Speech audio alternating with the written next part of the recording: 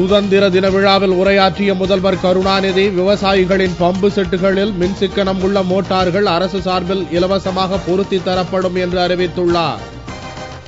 Chennai Saint George கோட்டையில் நடந்த 64வது சுதந்திர தின விழாவில் முதல்வர் கருணாநிதி கலைஞர் வீடு வழங்கும் திட்டத்தை துவக்கி வைத்து உரையாற்றினார். குடிசை வீடுகளே தமிழகத்தில் இல்லை எனும் புதிய வரலாற்றை படைப்பதற்காக கலைஞர் வீடு வழங்கும் திட்டம் கொண்டுவரப்பட்டுள்ளதாக கூறிய முதல்வர் கருணாநிதி 31 பயனாளிகளுக்கு வீடுகளை வழங்கினார்.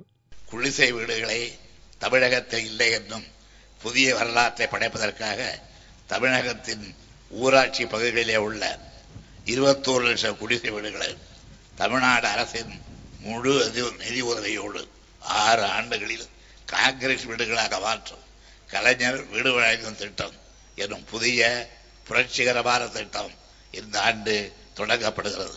இத்திட்டத்தின் கீழ் கட்டப்படும் ஒவ்வொரு காங்கிரஸ் வீட்டுக்காகவும் அரசின் சார்பில் 60,000 ரூபாய் வழங்கப்படும் என்று ஏற்கனவே அறிவிக்கப்பட்டுள்ள முதலும் திருச்சி மாநகரில் நடைபெற்ற இதற்கான தொடக்க விழா என்பது என்னிடம் தெரிவிக்கப்பட்ட கோரிக்கைகளை ஏற்று மேலும் 15,000 ரூபாய் கூடுதலாக்கி ஒவ்வொரு வீட்டுக்கும் 75,000 ரூபாய் வீதம் மானியமாக வழங்க இந்த அரசு முடிவு செய்து மின்சாரத்தை சேமிக்கும் வகையில் சிறு குறு விவசாயிகளின் பம்பு செட்டுகளில் உள்ள பழைய மின் மோட்டார்களை நீக்கிவிட்டு அவற்றிற்கு பதிலாக புதிய மின் மோட்டார்கள் அரசின் சார்பாக இலவசமாக பொருத்தி தரப்படும் என்றும் மற்ற விவசாயிகளுக்கு 50% மானிய விலையில் இந்த மோட்டார்கள் பொருத்தி தரப்படும் என்றும் முதல்வர் கருணாநிதி கூறினார். தமிழகம் முழுவதும் பயன்படுத்தப்பட்டு வரும் பல விவசாய பம்பு செட்டுகள் திறன் குறைந்ததாக இருப்பதால் மின்சாரம் அதனால் அதிகம் செலவாகிறது.